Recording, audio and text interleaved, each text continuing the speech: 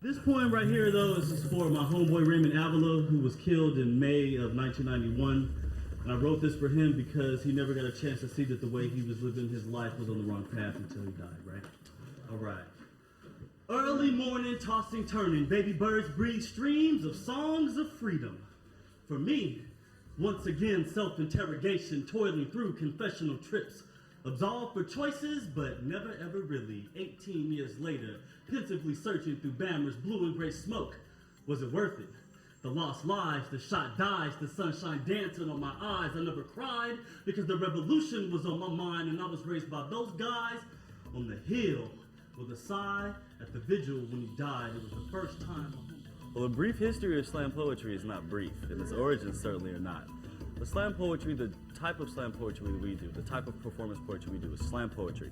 It was started in the 1980s. It came out of the beatnik movement of the 1970s. And it basically blurs the line between rhetoric and poetry. I think that I'm in love. But the one that I love is a little non-traditional because you see, it's not a Sandy or a Mandy or even a Randy. No. The one that I love is candy. All types, I don't candy hate. Well, I think a lot of people's exposure to poetry is when a teacher has sat them down and forced a book in front of their face and said, hey, it's proven that this person is good at poetry, this dead person, and I think that you need to study this person, and even though he's thousands of years gone.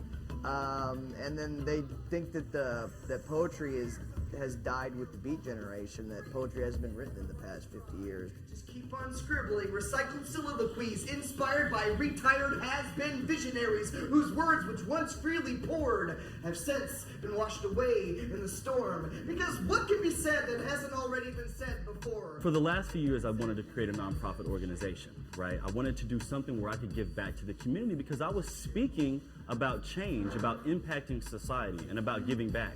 And I had done those things prior to moving to Bowling Green in my own hometown community of Seaside, California, greatly. But when I got to Bowling Green, Kentucky, there was nothing that I was doing. Everything was part of my own initiative. And I wanted to do something to give back. I just couldn't move on until I had gotten down on a grassroots level and had given back to someone. So that's what motivated me to take it from something that was just something that I wanted to do to give it to everyone else, you know? We're developing a good base in the community where people can come together, they can share their own writing, they can come up with new writing, they can learn how to critique each other, learn how to critique their own poetry just so that they can go to that next level. But we're also creating the Bowling Green Youth Slam League, which is a youth slam league modeled after Pee Wee football, Little League baseball, as well as the National Poetry Slam. So it's a mix of the competition and as well as the youth programs.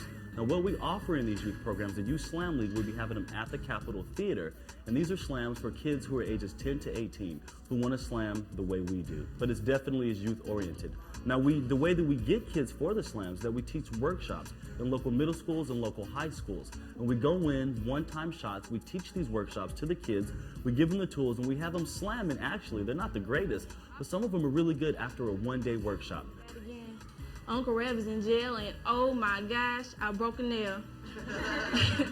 And it kind of hurts like my heart hurts because I'm hungry.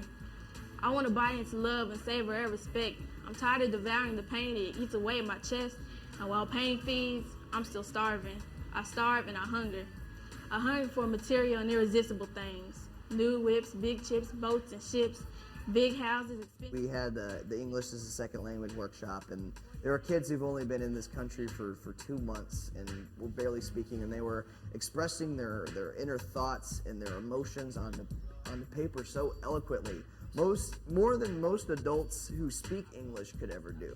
Poems. Writing poems make me feel like a new person between other friends in school that treated me like a different person. Even when people call me on the phone, it's like I'm writing a poem, love poems. We cultivate individuals' personalities. We decrease conflicts. We actually add to multiculturalism. It's our house, but it's open to everyone. You perform for the kids, and a lot of them are intimidated, and a lot of them, but there's always one kid that kind of sneaks up behind you afterwards and like wants to talk to you and wants to get involved and wants to show us his poetry. The greenhouse sort of nurtures grassroots movements from the people, something that we can take on a grassroots level that can be successful, that can be fully funded, that can have a great internal administrative capacity, but that can also be fun for the kids, it can also be academic, but it could also be therapeutic and entertaining as well. Basically what the greenhouse is established to do is we want to be a voice in this community. We want to develop a community of young minds and even some old minds too, where people can come together and share their ideas, share their thoughts, share pictures that they paint with their words together. And that is basically the mission of the Greenhouse Poetry Incorporated, to create a permanent stage for spoken word poetry. Our slogan is speak, listen, grow. We want people to do all of these things. We want them to speak their mind. We want them to listen to other people. And in that process, everyone will grow.